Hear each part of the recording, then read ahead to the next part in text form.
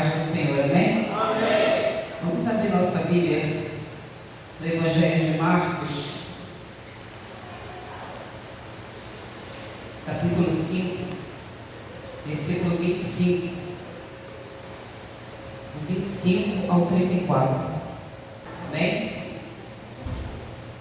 Lá no versículo 21, capítulo 5, versículo 25, mas aqui no versículo 21 tem um título que diz: a filha de Jairo, a mulher que tinha um fluxo de sangue. Versículo 25: e certa mulher que havia 12 anos tinha um fluxo de sangue e que havia padecido muito com muitos médicos e despendido tudo quanto tinha, nada lhe aproveitando, isso antes indo a pior. Ouvindo falar de Jesus, veio por detrás, entre a multidão, e tocou na sua vestimenta, porque dizia: se tão somente tocar nas suas vestes, sararei.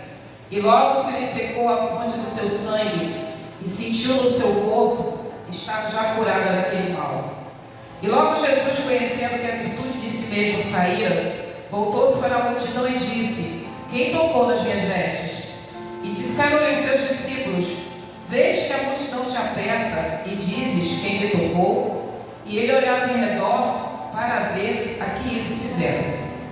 Então a mulher, que sabia o que lhe tinha acontecido, temendo e tremendo, aproximou-se e prostrou-se diante dele e disse-lhe toda a verdade. E ele lhe disse: filha, a tua fé te salvou, vai em paz e ser curada deste mal. Senhor nosso Deus, nosso Pai, Pai do nosso Senhor e Salvador Jesus Cristo, eu quero te agradecer pela oportunidade de estar novamente na tua casa de oração para pregoar a tua palavra. Continua falando conosco, meu Pai, nessa terça-feira da família, e continua derramando dos altos céus os teus milagres sobre a nossa vida, amém? Fala só: o Senhor é Deus. Fala só: Jesus Cristo é o Senhor. A igreja pode se sentar. Essa passagem do Evangelho de Marcos aconteceu na mesma situação, numa época que Jesus ele pega um barco, atravessa o lago e vai até uma cidade chamada Gadara. E lá ele livra um homem de uma legião de demônios. Ele fica conhecido como Gadareno. E logo assim que ele liberta esse homem dessa legião de demônios, o pessoal da cidade fica meio intimidado e não fica satisfeito com o milagre que Jesus fez e pede que Jesus se retire daquela cidade. E ele entra no barco novamente, volta para a outra margem, e logo assim que ele sai do barco, ele se depara com uma grande multidão que já estava à espera dele. E quando ele já entra ali na multidão para continuar o seu caminho, vem até ele um homem chamado Jairo, que era o principal da sinagoga. O principal da sinagoga, irmãos, eram os principais da sinagoga, eram aqueles homens importantes que desempenhavam alguma função na sinagoga dos judeus. Geralmente eram homens que tinham muito poder, muito dinheiro. E um desses homens, e os principais das sinagogas, geralmente não gostavam de Jesus, porque eles viviam combatendo tudo que Jesus pregava. Mas esse homem chamado Jairo, ele estava com a filha dele, de 12 anos, moribunda. É a palavra que a gente encontra aqui na Bíblia, ou seja, ela já estava morrendo praticamente. E mesmo ele estando nessa situação de ser um homem de grande poder, de grande autoridade, que pelo caminhar das coisas deveria também estar contra Jesus, por amor à sua filha, ele se rende ali ao poder que ele reconheceu que Jesus tinha, foi até ele, por amor à sua filha, ele passou por cima de toda aquela autoridade que ele deveria ter, ele passou por cima ali do caminho que ele deveria seguir junto com os seus outros companheiros, com os outros da sinagoga, e ele vai até Jesus também para implorar que Jesus vá até a sua casa e ponha a mão sobre a sua filha e dê a ela o milagre, cure essa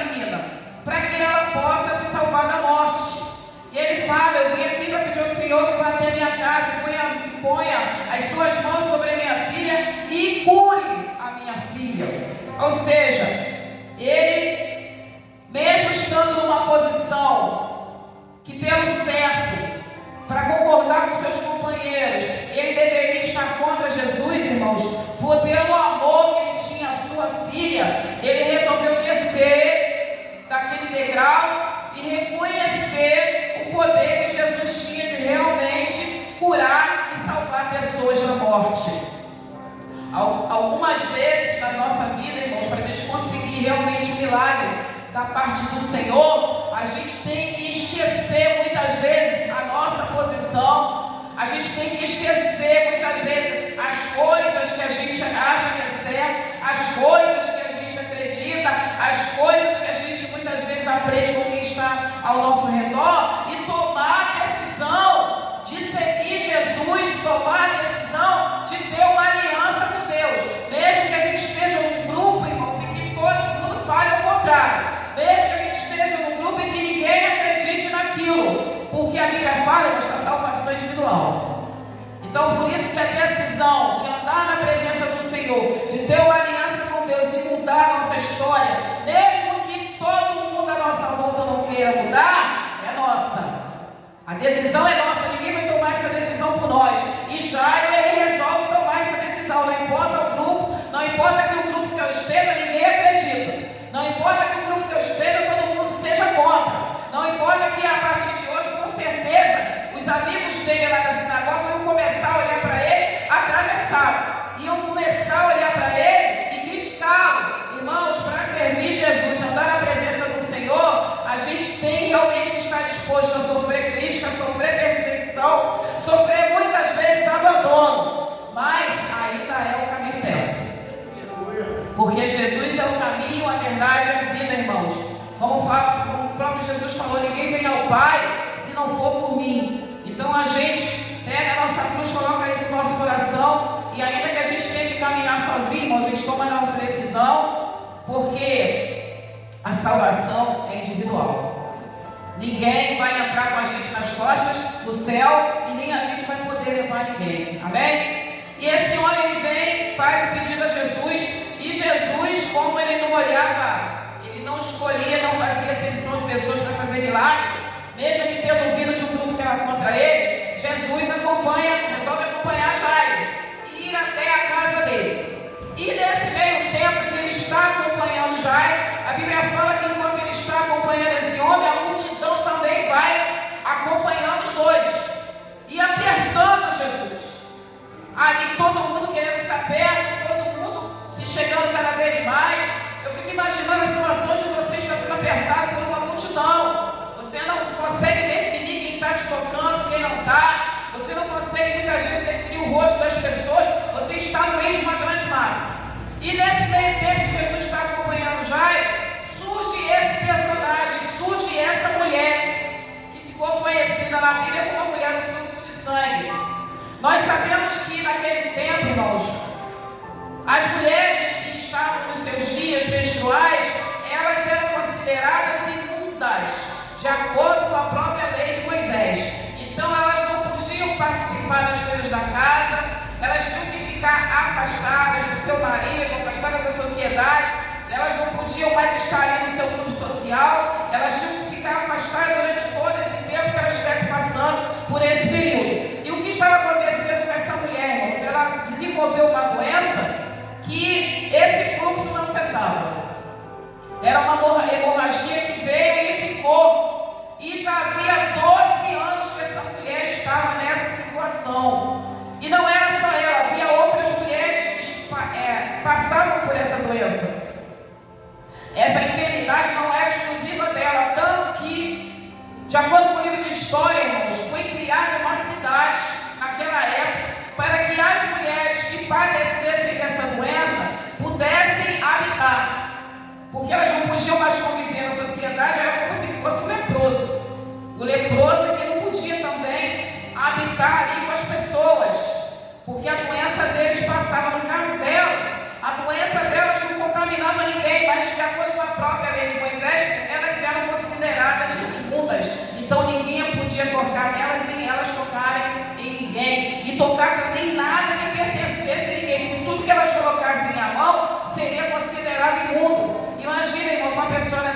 situação. E havia essa cidade onde essas mulheres habitavam, para elas poderem conviver entre elas, sem incomodar ninguém, assim como também havia as cidades onde os leprosos habitavam, as cavernas onde os leprosos habitavam. Só, irmãos, que assim como Jairo, aleluia, resolveu passar por cima do grupo que ele pertencia, resolveu passar por cima da maneira que o grupo dele pensava, resolveu passar por cima até das convicções que ele já pudesse ter tido como principal da sinagoga, e reconhecendo que a única esperança que ele tinha era Jesus, e ele foi até Jesus Cristo, para pedir pela sua filha, aleluia. Assim como Jairo fez, correndo o risco de ser colocado de lado, correndo o risco de sofrer preconceito, correndo o risco de ser criticado, essa mulher também tomou a mesma atitude. Ela sabia que ela não poderia nem estar ali no meio daquela multidão, mas ela também resolveu passar por cima da dificuldade e ir em direção ao que ela precisava. Que nós aprendemos, irmãos, com essa atitude dessa mulher também. Tem uma hora que a gente tem que tomar uma decisão.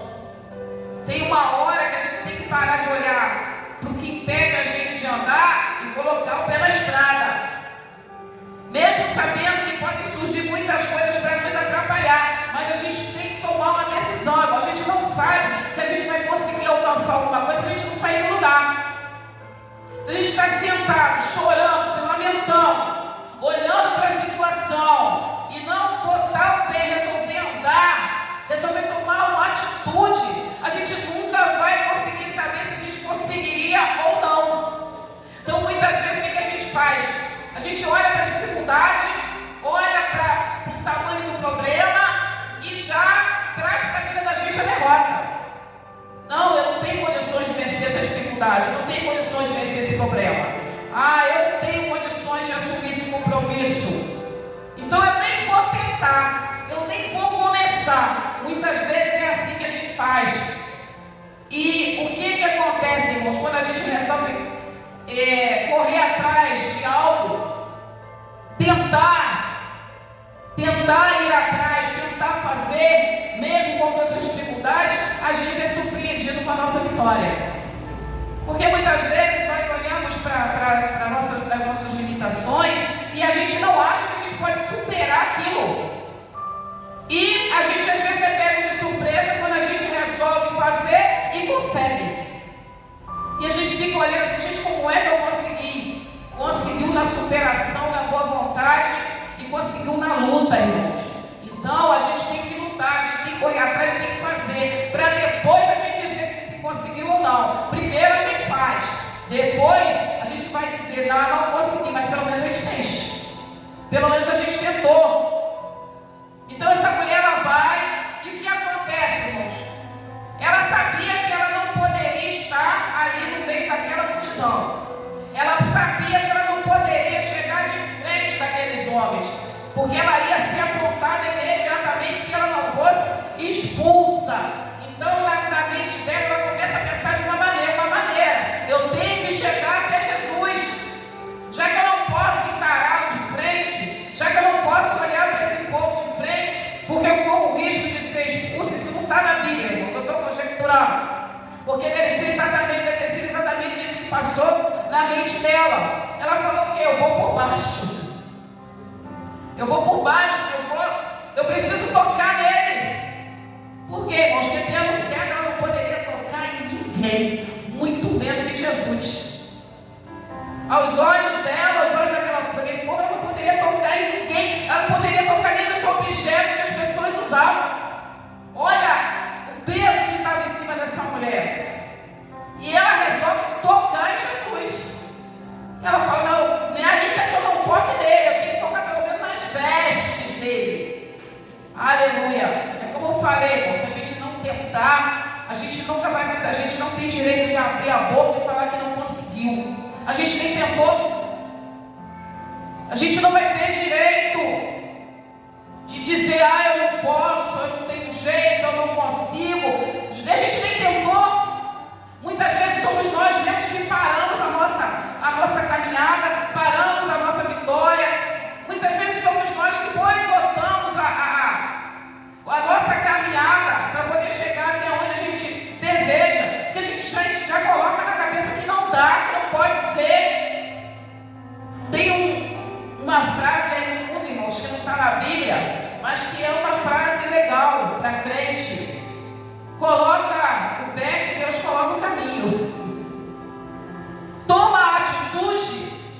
que Deus ele passa à frente, faz um propósito com Deus, que Deus ele começa a abrir as portas, começa a buscar o Senhor, mesmo sem você estar vendo condições. Geralmente os milagres que acontecem na nossa vida é justamente quando a gente não tem condição, porque quem vai dar condição é Deus. Não somos nós que vamos arrumar as condições. O que o Senhor precisa que a gente tenha é fé.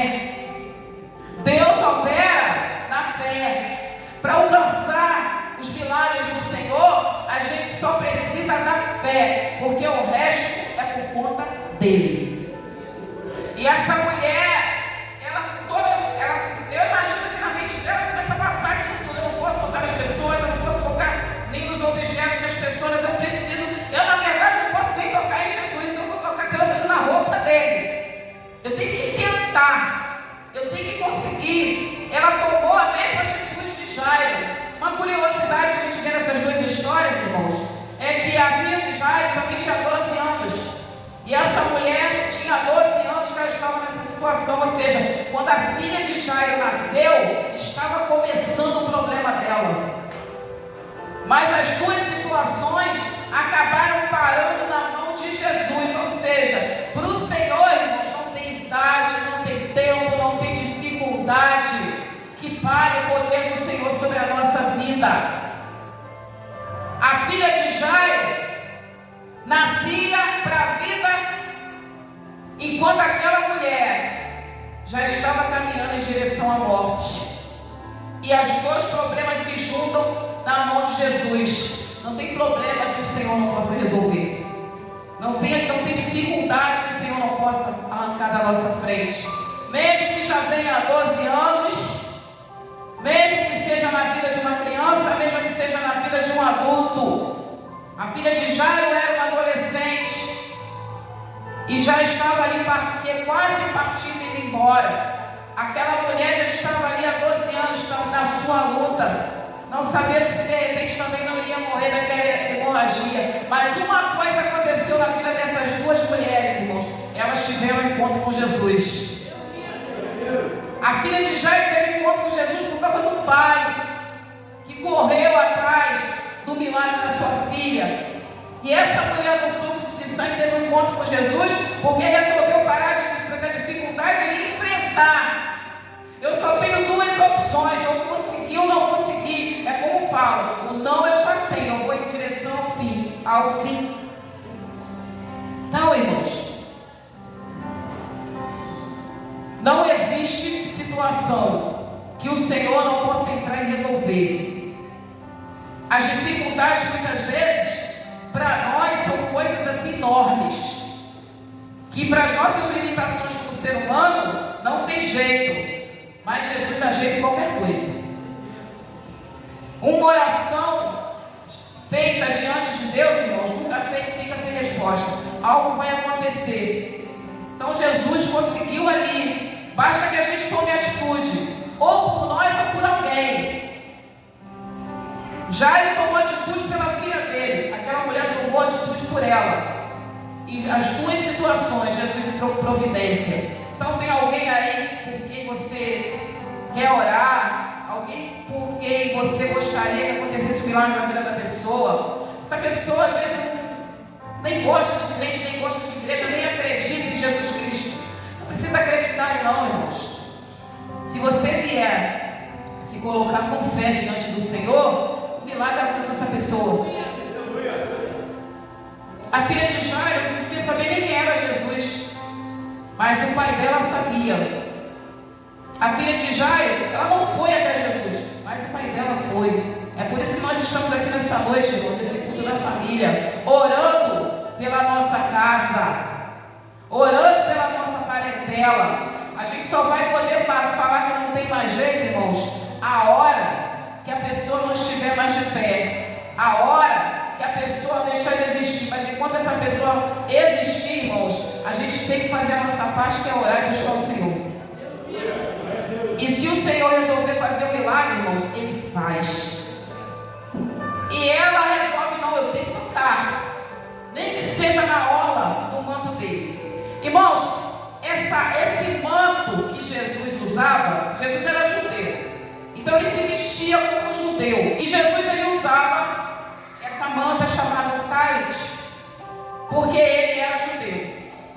Lá em Deuteronômio 22:12, Deus manda que os homens que usarem essa manta, eles façam franja nos 4 cantos dessa manta. Então essa franja ela é composta de 8 fios enrolados e com 5 nós. Cada canto da manta são 4 cantos. Tem um amarrado de 8 fios com 5 nós. Esses nós representam as 613 leis que Deus deu a Moisés. É uma forma de lembrar dos mandamentos que o Senhor deu a Moisés. E no meio desse amarrado de 8 fios, tem um fio azul chamado Shammai, que significa céu. Essa mulher, com certeza, irmãos, ela conhecia a Torá. Ela conhecia a palavra de Deus. Ela conhecia as leis do Senhor. Porque lá no livro de Malaquias tem uma palavra também a respeito desse talit, dessa manta.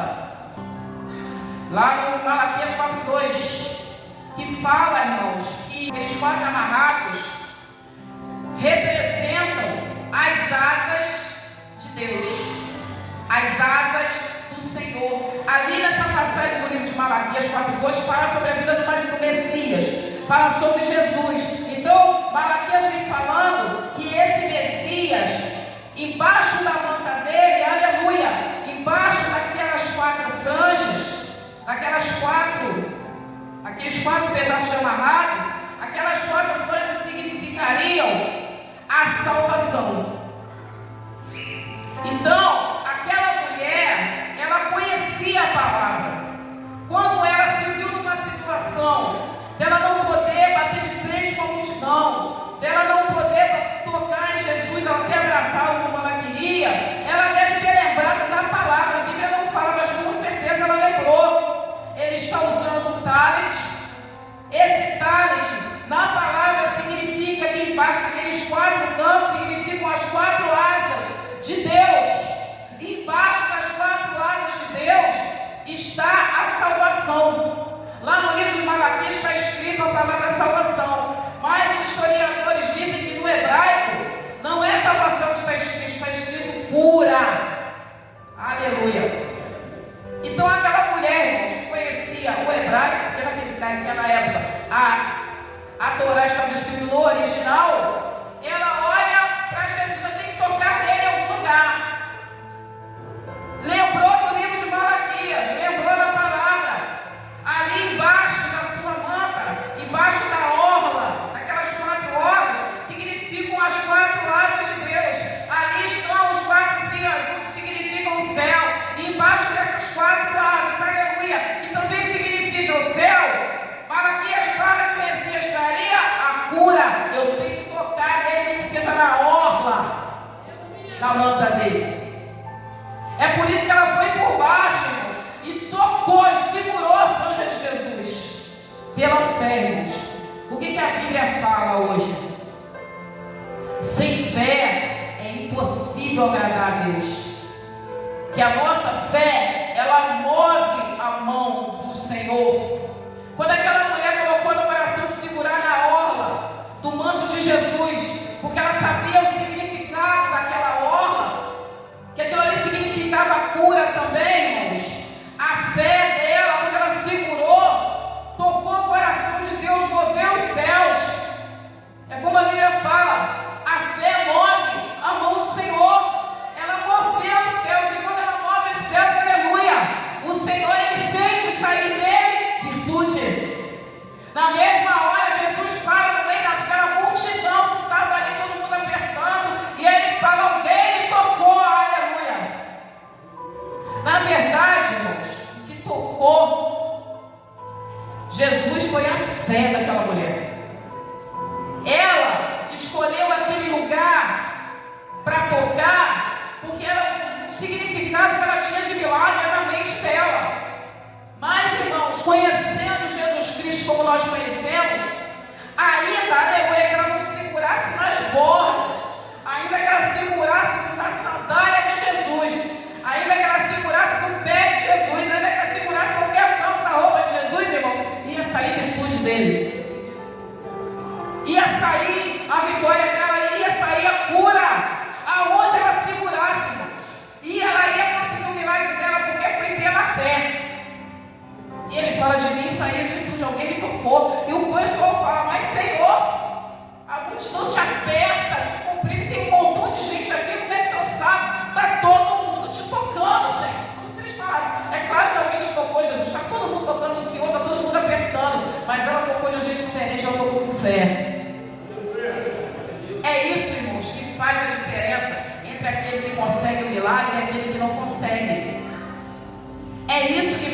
diferença entre as pessoas que conseguem ver a mão do Senhor agindo na sua vida e outras pessoas que não conseguem. Irmãos, é pela fé.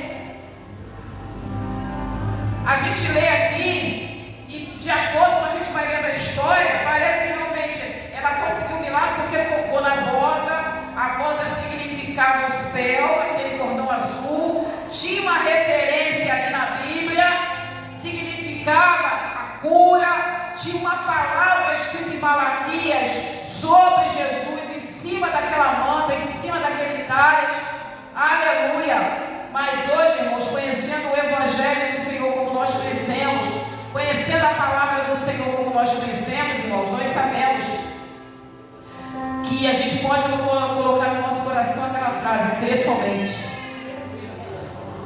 E ela consegue, quando ela vê Jesus fala, ela resolve se revelar para Jesus e fala: Senhor, fui eu que te toquei. E o Senhor fala para ela: vai em paz, filha, a tua fé te salvou. É como se Jesus falasse: realmente você tocou em mim, acreditando que tocando na orla você conseguiria um milagre. Mas eu digo para você a partir de hoje: não foi pela orla, foi pela tua fé. Jesus não falou, mas é como se ele quisesse falar isso para ela: foi a tua fé. Fé para quê, irmãos? Para enfrentar a situação dela, fé para enfrentar a perseguição que poderia vir sobre ela, fé para enfrentar aqueles homens que poderiam expulsar ela dali, fé para enfrentar a vergonha de alguém que pudesse levantar e falar: você não pode estar aqui porque você é imunda. Fé para ir em direção àquilo que a gente precisa, correndo o risco de alguém olhar para nós e gritar na nossa cara que a gente não tem condição. Fé para enfrentar o descrédito de quem está do nosso lado, dizendo que a gente não tem competência, dizendo que a gente não vai se sustentar, dizendo que a gente não tem vontade, não tem disposição. Isso é fé, irmãos. É ter coragem de enfrentar todas as consequências do nosso ato, mas tomar uma decisão na vida. Isso é fé. Ela sabia que ela correu um risco enorme no meio daquela multidão, mas ela resolveu dar um passo de fé. Nem ela talvez sabia e soubesse o significado dessa palavra. Então Jesus falou para ela, com a fé que salvou, como se ele dissesse: olha, a partir de hoje você não precisa mais andar na lei de Moisés. A partir de hoje você tem que crer somente, porque é uma nova aliança, é um novo concerto. E depois que ele resolve o problema da mulher, nós conhecemos o desenrolar, que ele vai até a casa de Jairo, e vem uma pessoa e fala para Jairo: Jairo, não precisa incomodar Jesus, sua filha está morta. E Jesus fala para ele: não está morta não, Jairo, ela é apenas dorme. Por quê, irmãos? Porque Jesus estava sendo conduzido pela fé de Jairo. Ele não estava sendo conduzido pela boca do povo. Ele não estava sendo conduzido pelo povo que o povo estava vendo. Ele estava sendo conduzido pela fé de Jairo. E enquanto Jairo tivesse fé ali do lado dele, ele iria até a menina assim, ainda que todos falassem que ela estava morta. E como nós conhecemos o desenrolar da história de Jairo, ele vai até a casa dele, fala para a menina: Talita come, menina, levanta. E a menina acorda. Então essa história, irmãos, fala de fé. Essas duas histórias se entrelaçam. A história de Jairo com a filha dele e a história da mulher do fluxo de sangue, irmãos. Por quê? Porque os dois tomaram uma decisão de acordo com os problemas, de acordo com as dificuldades, pararam de olhar para aquilo que podia impedir eles de ir até Jesus e resolveram ir. Porque se a gente for ficar colocando na balança, irmãos, tudo que impede a gente de servir a Jesus Cristo, a gente não vai servir nunca, não. Se a gente ficar colocando na balança se a gente acredita ou se a gente não acredita, a gente não vai assumir o compromisso com Cristo, não. Se a gente ficar pensando se eu vou, se eu não vou, se é dificuldade, vou mudar minha vida ou não vou mudar minha vida, a gente não vai sair do lugar. E Jesus não vai obrigar a gente a nada, irmãos, porque não é por força nem por violência. Mas por que, irmãos, a gente tem que tomar uma atitude agora? Primeiro, porque Deus já deu a oportunidade de a gente conhecer a palavra. Todos nós que estamos aqui, de alguma maneira, já conhecemos a palavra. Segundo, irmãos, porque o que está escrito na Bíblia vai se cumprir. É por isso que nós resolvemos fazer um concerto para o Senhor. Não que a gente seja melhor que todo mundo, não que a gente se ache melhor que todo mundo. É porque a gente resolveu falo, irmãos. Quando a gente quer um milagre, que é algo da parte do Senhor, a gente vem para a igreja, não que isso seja proibido, ninguém é obrigado a ser crente para alcançar o milagre do Senhor. O Senhor não faz acepção de pessoas. Se Ele tiver que dar um milagre até para alguém que não acredita nele, Ele dá. Porque é pela fé. Se a pessoa tiver fé para alcançar um milagre, Deus dá um milagre. A salvação depois a pessoa resolve. Mas, irmão, se a gente crê que o Senhor, Ele pode fazer um milagre, e a gente vê os milagres do Senhor na nossa vida, o que impede a gente entregar a nossa vida para Ele? Definitivamente. Porque muitas vezes a gente acha, irmãos, que a gente não vai ter condição de cumprir a nossa palavra com o Senhor, que a gente não vai ter condição de cumprir o nosso compromisso com Deus. Mas o que a gente aprende, irmãos, quando a gente entrega a nossa vida para o Senhor e faz uma aliança com Deus? Que o Espírito Santo, Ele nos ajuda a cumprir esse compromisso.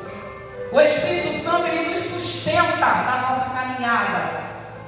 Nós não vamos virar pessoas perfeitas, que nunca mais vamos errar, que nunca mais vamos fazer algo errado, que nunca mais vamos pecar. Não, irmãos. Muitas vezes nós achamos, não, eu não vou fazer uma aliança com Deus, porque eu não sei se eu vou conseguir ficar perfeita diante do Senhor.